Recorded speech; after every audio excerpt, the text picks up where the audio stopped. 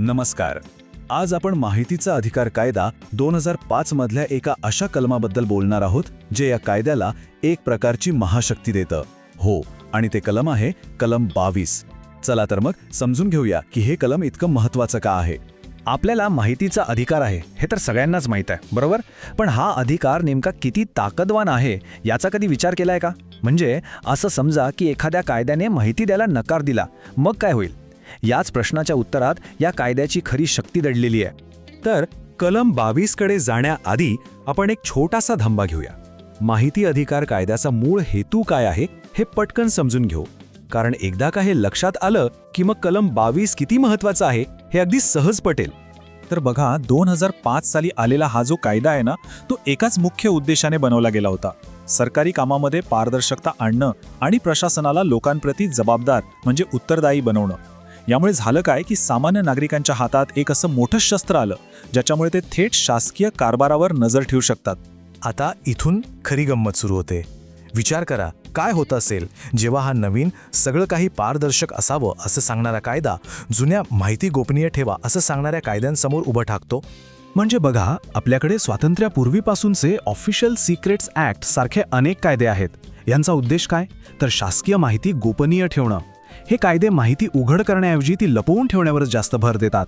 आणि मग बरोबर इथेच माहिती अधिकार कायदा आणि या जुन्या कायद्यांमध्ये एक थेट संघर्ष निर्माण होतो. मग साहजिकच प्रश्न उभा राहतो की अशा परिस्थितीत ऐकायचं कोणाचं, माहिती अधिकार कायद्याचं की त्या जुन्या कायद्याचं? या संघर्षात कोणता कायदा वरचढ ठरणार? या फार मोठ्या प्रश्नाचं उत्तर आहे ना, ते कुठे बाहेर शोधायची गरजच नाहीये. ते माहिती अधिकार कायद्यामध्येच दडलेलं आहे. आणि ते उत्तर आहे कलम 22. ज्यांनी हा कायदा बनवला त्यांना या संभाव्य संघर्षाची पूर्ण कल्पना होती आणि म्हणूनच त्यांनी या कायद्यामध्येच एक अशी खास तरतूद केली जी या कायद्याला इतर सगळ्या कायद्यांपेक्षा जास्त ताकद देते. आणि हीच आहे ती निर्णायक तरतूद. इथे आपल्याला कलम 22चे मूळ शब्द दिसत आहेत. यात स्पष्टपणे म्हटलं आहे की या अधिनियमातील तरतुदीनं अधिभावी परिणाम असेल. हे जे काही शब्द आहेत ना, तेच या कायद्याला प्रचंड शक्ती देतात. पण या अधिभावी परिणामाचा नेमका अर्थ तरी काय? चला पाहूया. अधिभावी परिणाम म्हणजेच ओव्हररायडिंग इफेक्ट. आता हा एक कायदेशीर शब्द आहे, पण घाबरू नका, याचा अर्थ खूप सोपा आणि सरळ आहे.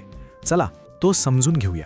अगदी सोप्या भाषेत सांगायचं झालं तर असं समजा की माहिती अधिकार कायदा म्हणतोय माहिती द्या आणि दुसरा कोणताही कायदा म्हणतोय माहिती देऊ नका. तर अशा परिस्थितीत माहिती अधिकार कायद्याचं म्हणणंच अंतिम मानलं जाईल. यालाच म्हणतात अधिभावी परिणाम. हे उदाहरण बघा, याने मुद्दा एकदम स्पष्ट होईल. आपण पाहू शकतो, डाव्या बाजूला आहे शासकीय गुप्तता अधिनियम जो गुप्ततेवर भर देतो आणि उजवीकडे आहे माहिती अधिकार कायदा. कलम 22 हे पक्क करतं की जेव्हा माहिती देण्याचा प्रश्न येतो तेव्हा RTI कायदा या जुन्या कायद्यावर मात करेल. म्हणजेच काय? तर गुप्ततेपेक्षा पारदर्शकतेला सर्वोच्च प्राधान्य दिलं जाईल. ठीक आहे, कलम 22 कायद्याला शक्तिशाली बनवतं हे तर आपण पाहिलं, पण याचा आपल्यासाठी म्हणजे सामान्य नागरिकांसाठी नेमका काय अर्थ आहे? हे इतकं महत्त्वाचं का आहे? बघा, कलम 22 मुळे प्रशासनाला हा जुना कायदा आहे त्यामुळे माहिती देता येणार नाही असं कारण द्यायला संधीच मिळत नाही. यामुळे होतं काय की प्रशासकीय कामातली अनावश्यक गुप्तता कमी होते आणि पारदर्शकतेला सर्वोच्च स्थान मिळतं. हे कलम नागरिकांच्या हातात माहिती मिळवण्याचा अंतिम अधिकार देतं आणि आपली लोकशाही अधिक मजबूत करतं. थोडक्यात सांगायचं तर कलम 22 हे माहिती अधिकार कायद्याचं सुरक्षा कवच आणि महाअस्त्र दोन्ही आहे.